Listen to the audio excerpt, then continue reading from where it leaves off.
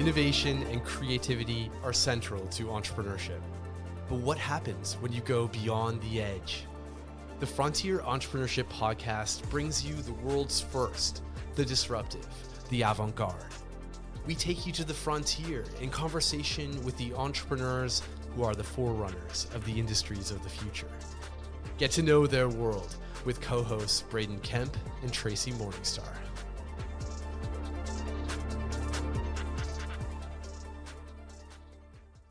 In science fiction, there is much speculation about the autonomous food systems that await us in the future. But maybe we don't have to wait. A new wave of robotic microfactories are being designed to generate fresh, same-day meals, even recovering and upcycling local ingredients. Today, we're excited to take you to the frontier of advanced food manufacturing with Brad McKay, founder and CEO of Meals on the Move. Welcome to the Frontier Entrepreneurship Podcast. I'm Braden Kemp. I'm here with my co-host Tracy Morningstar. Hello, Braden.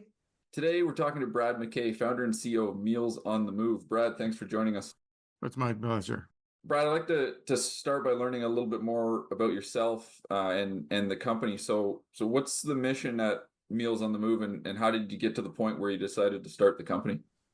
Well, our mission, we would really describe it as being able to bring better food delivered fresh so customers can spend more time with their clients. We're a catering service. We offer catered meals to large institutional feeders like hospitals, retirement homes, adult daycare centers, childcare centers, anybody who's struggling to staff their kitchen and can't find ways of doing that. So we offer a catered meal with a preset menu, and we just make it so simple for them so they can redirect their staff to spending more time with the clients that are in their people's care. You mentioned, anyone who's struggling to staff their kitchen. Is that a gap in that childcare, healthcare, institutional setting market? Yeah, it's a huge gap in the whole Canadian economy, because if you look at the size of the workforce as a percentage of the population, it's been shrinking for the last 20 years due to demographics, mainly because people leaving the workforce are retiring. So this is the baby boomers are hitting their 60s and 70s. They're leaving the workforce, and the number of people coming into the workforce is smaller than the amount leaving. So you're seeing a contraction of the size of the labor force, and that's a global phenomenon. So worldwide, the workforce is shrinking as a percentage of the total population. So one way of solving your problem is, you may think, is to bring in foreign workers, but you're pulling from countries that are still struggling with the same problem. And another solution is looking at automation in your operation. That really was the spark that created Meals on the Move, was the whole idea of automation. I had worked in supplying meals to healthcare for years and years. I was CEO of a company that did frozen meals to healthcare. And I always felt that there was a better way of doing things. And then I spent some time as president of a fresh catering business that did catered meals to daycare. And I started to think, well, this fresh catering is an interesting model, but everybody's challenged with labor, and kitchens are labor-intensive operations. And it was really the idea of marrying three things that gave birth to Meals on the Move. The first was serving large institutional feeders. Secondly was the efficiencies of a fresh catering model. And thirdly, it was using robotics and automation to make that whole thing very cost effective for the customer base. The robotics piece is real interesting. Yeah, it's the one that gets most people excited because it's interesting, it's exciting. Most of my customer base isn't large enough to do their own automation. They're doing, fewer than 1,000 meals a day. So if they've got 100 beds in a hospital or a 120 bed nursing home, that's 360 meals a day. And it's very difficult to automate below 1,000 meals a day because each piece of equipment does typically one thing. So it may flip a burger or it may make French fries. Even fast food operators are having a hard time finding the economics of automation working for them. So realizing that, when I thought about Meals on the Move, I said, well, automation doesn't work on the 1,000 meal a day model, but it's really perfect for the 10,000 meal a day model. So what I've done is created a business model where we have factories doing these 10,000 meals a day, where robotics are very efficient, and they supply half a dozen hospitals or half a dozen nursing homes, 50 or 100 daycare centers. And those population centers, those, half a dozen hospitals or half a dozen long-term care facilities, are all within a fairly small geographical area. So our business model is to build each one of these automated micro factories to serve a population base of maybe 500,000 people. So a Mississauga, or a Halton region, or a Durham region, or downtown Toronto. Anywhere you've got 500,000 to 1 million or more people in a concentrated area that is maybe 40 minutes from the factory. That way the fresh model works because you're very close to the factory, and I can get density of service. So my delivery trucks can go from location to location in a very cost-effective manner. So it's a whole different way of manufacturing food, and it really kind of turns upside down the way we make food in Canada. We make food in Canada now in large factories. Because of the large quantities they produce, we have to freeze the food. We ship that food with CO2 generating trucks and CO2 generating warehouses through a whole network that gets that food out to people. And today we just really can't afford a system that's so CO2 generating, CO2 intensive.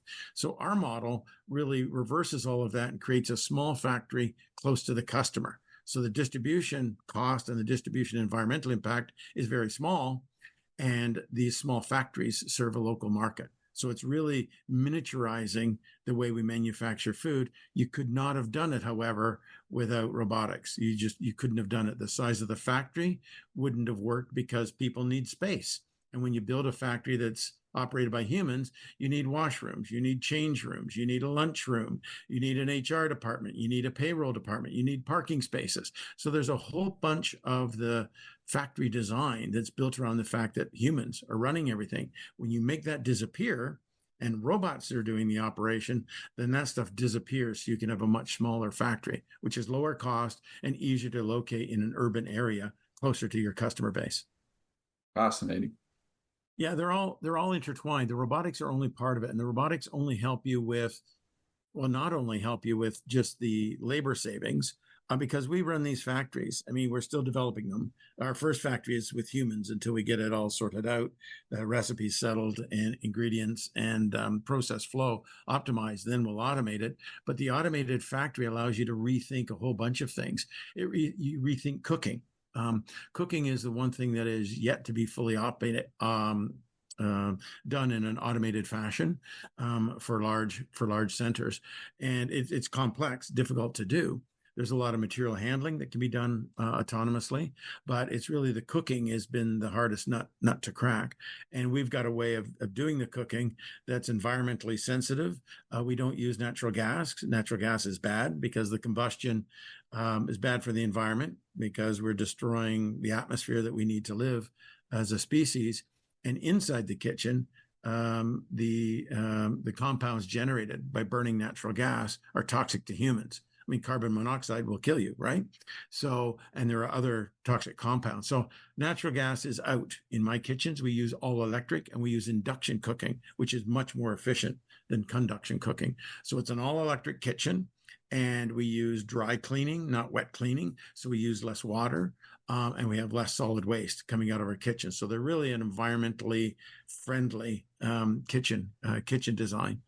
And yeah, we plunk them down in centers all across Canada. That's fantastic.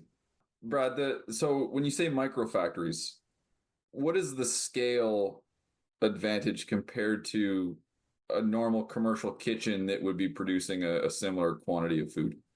Well, I can just do a lot more food in the same space. So if you take a commercial kitchen, it might be, 2,000 square feet, 3,000 square feet, and they might do 1,000, maybe 2,000 meals a day. Okay. My micro factories are about the same size. They're about 3,000 square feet, but each one does 10,000 meals. So in roughly the same square feet, I can do a vast quantity of production. If you look at a large frozen food factory, it may be 50,000 to 100,000 square feet, may employ 100 to 150 people.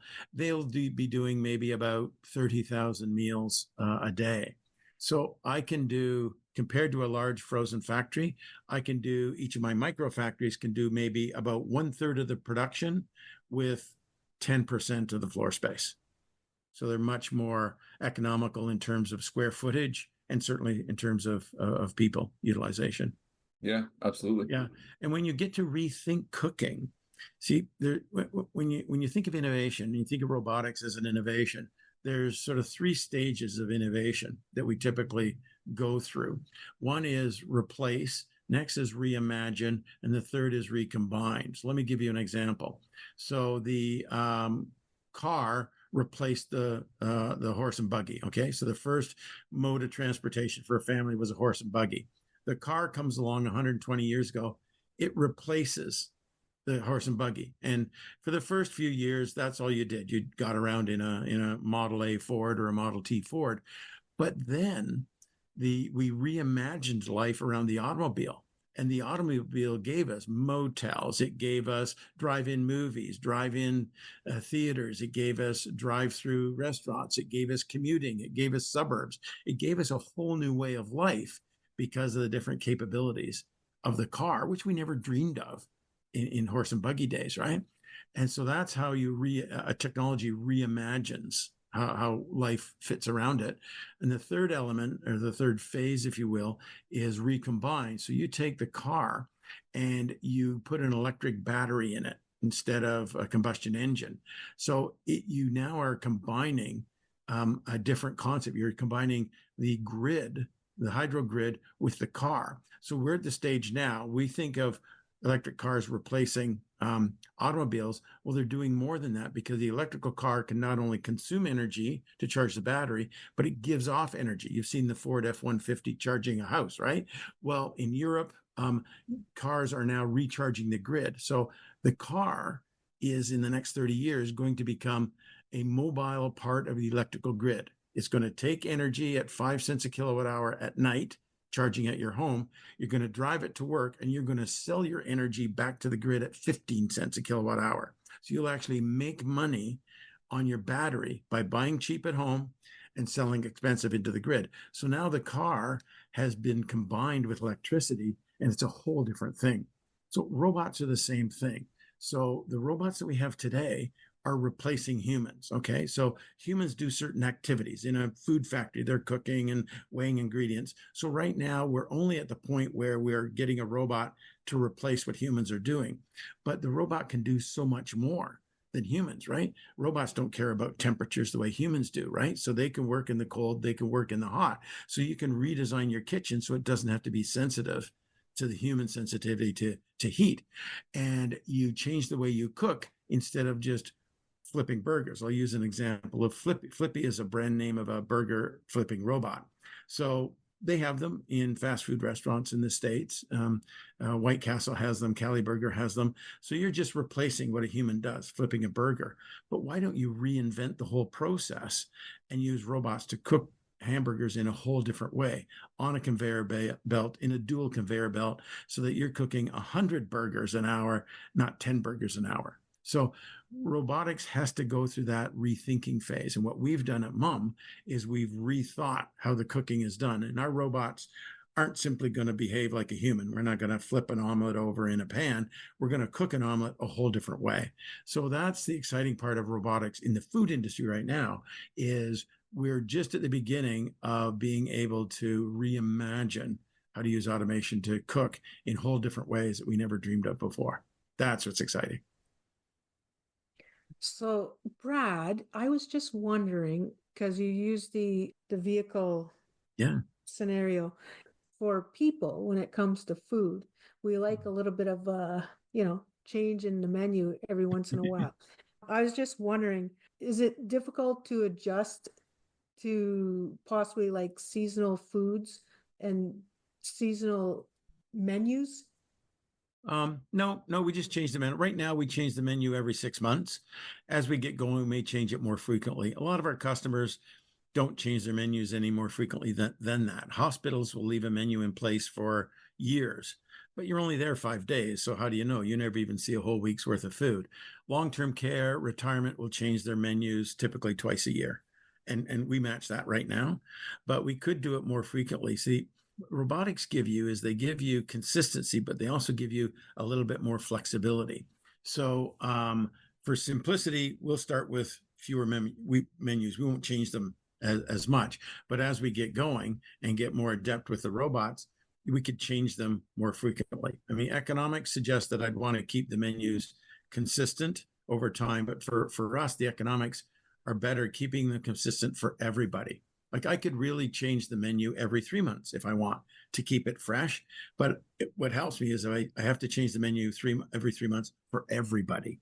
That's the challenge, because then I can get the economies of scale of purchasing my ingredients and manufacturing. But we can also do specialty meals and smaller volume meals, because in the robotic cooking approach, we don't do a large vat like traditional, like the factories I've run in the past. We'd cook a large vat, 1,000 kgs of something, right? Whereas my robots don't cook in great big vats; they cook in small batches.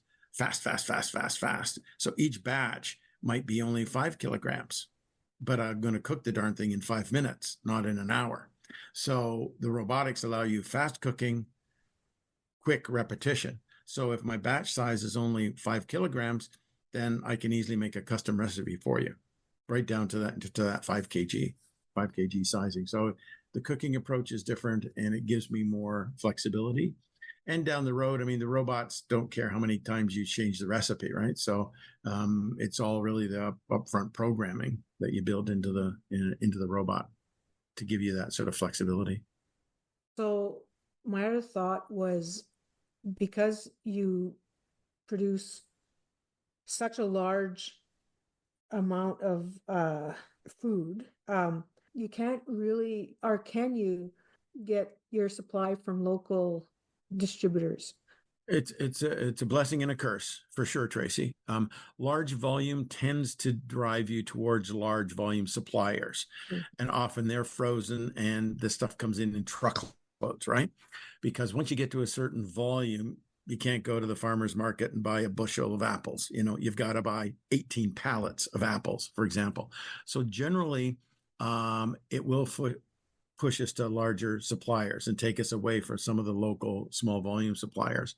But fresh is the other option that we have available to us. Most other large food factories want their ingredients frozen because they have large quantities, they store it for a long time, the rest of it.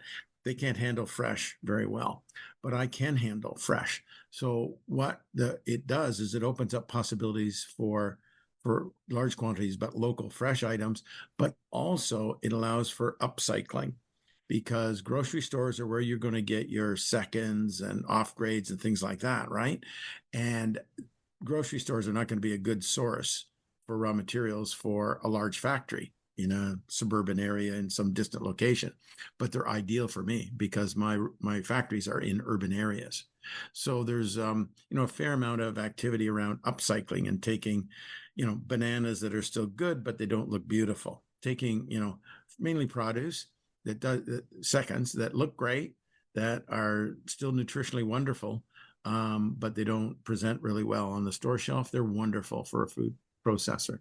So it gives us a chance to help the environment by being a consumer of those, near to expire products. So it opens up more raw material potential. That's a really interesting angle. I worked at a grocery store when I was in high school, and it's stuck in my mind since then, just the sheer quantity of food that goes down the garbage chute at the end of the day or the end of the week or before a holiday when the store is closed. I've wondered since, is anyone really tackling this, or are we still chucking it down the garbage chute? So it's great to hear that at least from your angle, there's some help on the horizon there. Brad, the technology that you're describing, the robotics, is this off the shelf stuff that you're adapting, or are you developing brand new robotics? It'll be off the shelf that we're adapting. Yeah. There are dozens of technologies available in the world today to do small scale cooking of food, designed mainly for restaurants. Okay, so the technologies were designed to cook sort of one meal at a time, say 400 grams. There was no technology, still isn't a technology that can cook 5 kilograms at a time for me.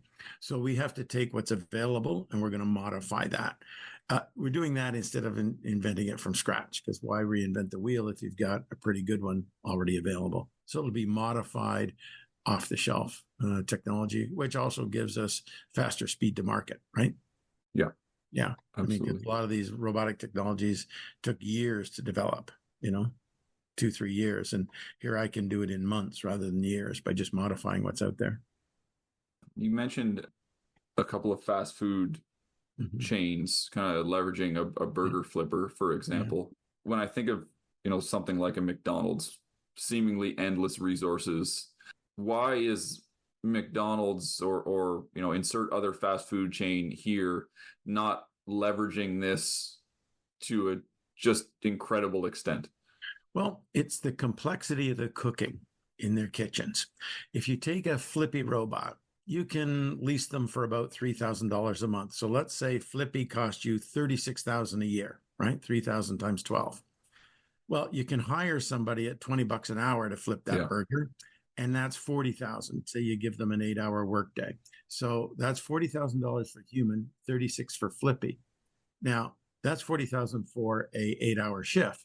Now, if you have 16 hours of work, that's $80,000 a year for a human, 36,000 for Flippy. If you've got 24 hours of work, well, now you're 3 times, that's 120,000 for humans for 24 hours and only 36,000 for Flippy. So Flippy is a whole lot cheaper than humans. The trouble is nobody has 24 hours of burger flipping work, right? Not even 16 hours, right? And even a McDonald's, they do about 1,000 meals a day, an average McDonald's. And so even if a burger is an every meal, right? A burger, and it's not, right? They serve a lot of things other than burgers. But even if they do 1,000 burgers, a Flippy's going to, be able to do that in like an hour, right? So the trouble is that you're cooking burgers for 5 minutes, and then you're cooking fries for 5 minutes, and then you're doing something else for 5 minutes. And there are fry robots. They're called Chippy. Actually, it's the same company. Chippy and Flippy. Flippy, and you've got Chippy. He does the French fries. But then you have a robot that takes up, 10 by 10, like 100 square feet, and he's only doing one thing. So if you look at all the different activities that happen in a McDonald's, and you see how busy those people are and back a house, you probably need half a dozen robots, each one of them needing like 100 square feet, and each one of them only doing one thing. So it's because they do, 50 different operations. It's very difficult for robots to do it. You could down the road, you may have an anthropomorphic robot, so one that looks like a human. They might be able to do that, but it's just not enough space. And that's where you come back to this volume. And that's why I look at below 1,000 meals a day. It's just robots just don't, there's just too many things that you have to do for a short period of time. Whereas when I look at my factories and I go up to 10,000 meals in a day, and I'm doing the same thing for everybody, because there's so much variety in the menu at a McDonald's. But if all I did was make burgers all day long, or egg McMuffins all day long, or pancakes all day long, then I get some economies of scale with robots. Now, the people that are doing it well are Chipotle is automating their make line, but they're only automating the 65% of their business that is bowls and salads. And robots are pretty good at that. They can take ingredients, dump them into a bowl. They're completely useless at rolling up a burrito. Robots can't do that. They don't have fine motor skills, and they can't handle complex things that you do with your fingers are really, really tough for robots. So they don't do it for rolling up burritos. Humans roll the burritos. But if you're doing a salad bowl or something in a dish, then robots are really good at that. And that's what Sweetgreen is doing. Sweetgreen's a US-based salad company. They acquired a company that more or less invented the cooking robots, a company called Spice in Boston. So Sweetgreen acquired them mainly for their technology, and they're now building robot-generated salads. And that works. You can gather the ingredients and dump them into a bowl in a fairly loose configuration. Robots are pretty good at that. and they're finding that they're getting increased revenue when they bring in these automated kitchens. So those are two that are redesigning how they do their food. Robots don't do everything, but they do what robots are good at. And Chipotle is doing it well, and so is this other company I mentioned, Sweet Greens. Brad, you had mentioned your mentor, Dennis O'Riordan. Yes. If Dennis were a marketing slogan, what would his catchphrase be? Something fun like unleashing flavor, one market at a time? I think, I mean, if I was describing him and I was branding him, I would just call it sensible advice for growing companies. His expertise in marketing, I've really been impressed with, but he just has a way of simplifying a complex situation and suggesting to a client, go this direction or go that direction. And that is so helpful for a client, because as a client, you're in the middle of the business, you've got 100 things in your head, right? You're surrounded by trees and you don't know what a forest is because you're surrounded by trees, right? And sometimes it takes somebody to say, well, Tracy, you're in the middle of a forest. The sun is shining in this direction.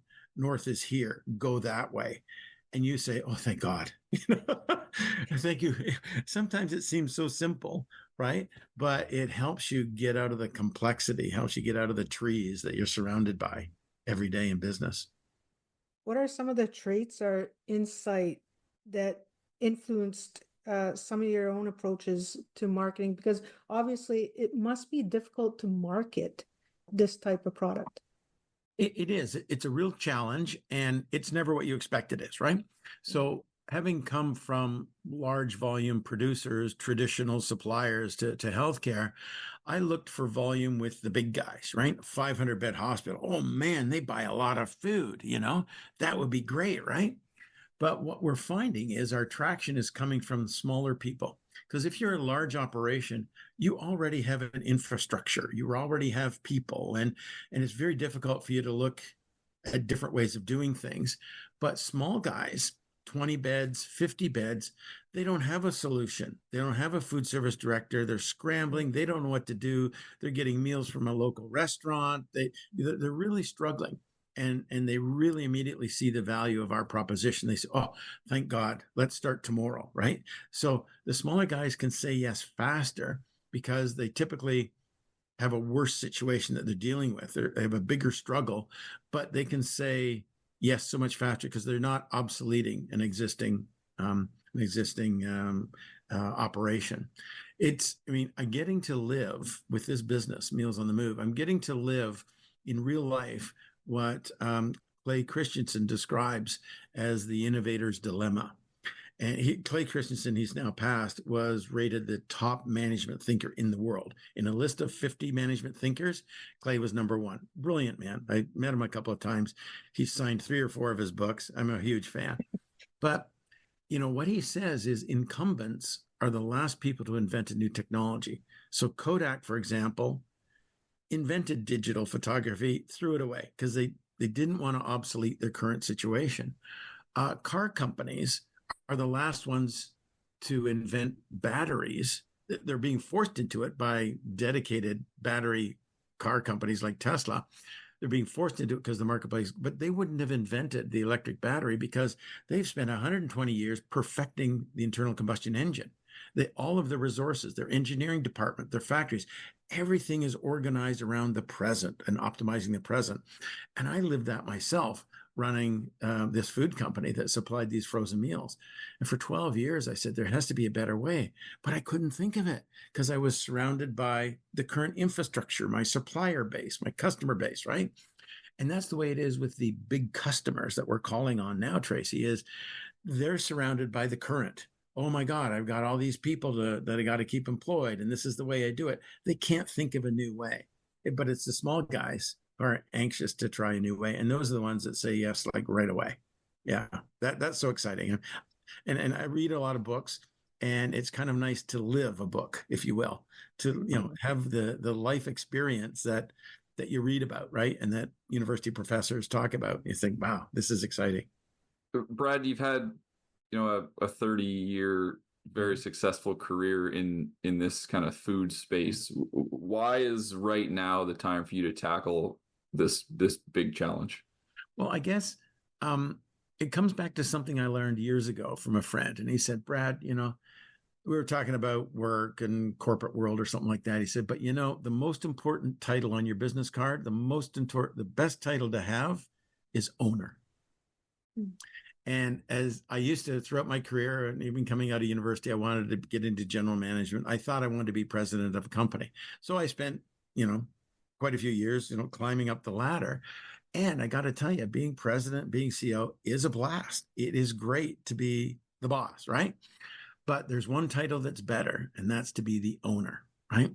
And the owner gets to hire the boss, and the owner gets to, decide what has to happen in the early stages, at least. So I guess I'd sort of maxed out my enjoyment being a president, being a CEO. And I said, well, I think I'd like to be an owner. So that's my next step. And so I'm an owner, and I can still be a president and CEO down the road. As we grow and develop, I can step back from being, the leader of the organization, and I can simply just have the one title, owner, but for now it's nose to the grindstone and get this thing up to full speed. So I'm thoroughly engaged as being the CEO. That's fantastic insight. Tracy, any other thoughts for Brad before we wind it down here today? I think that's a perfect place to end our conversation. It's been a pleasure, Brad.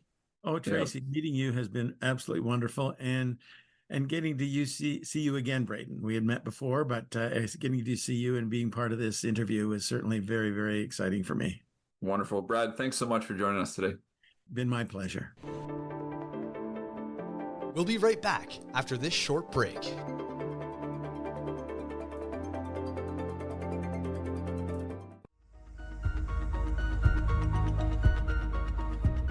This past summer, NCFTC became N-Venture. Learn about our new brand, the second season of our podcast, funding opportunities, and more at nventure.ca.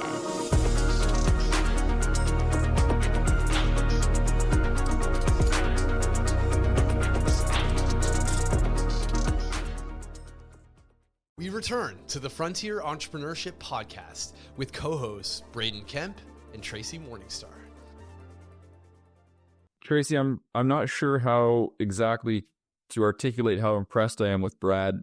He talks about reading books on entrepreneurship and innovation, but he probably should be writing them. He really seems to have an impressive grasp on the process of innovation. Yes. And one of the things that struck me about Brad was, his honesty.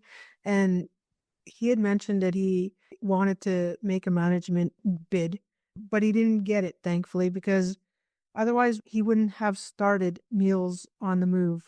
And his view of what frontier entrepreneurship means is leaving the comfortable and chart a new course. He's very much that, charting a new course and adjusting to the struggles of being an entrepreneur. Yeah, it's a really, and that's why I asked him that question at the end there. It's a really interesting time in someone's career to leave, the president's office and step into the quote unquote garage office. But it certainly seems like he's embracing that challenge, and I'm excited to follow his success. Yeah. And I like his quote too. Live a book.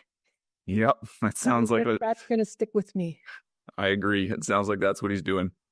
Tracy, I want to thank Brad McKay for taking the time to talk to us and enlighten us not only about his business Meals on the Move, but also about innovation and entrepreneurship in general. As always, I want to thank you. Thank you. And I want to thank everyone for listening. We'll see you next time on the Frontier Entrepreneurship Podcast.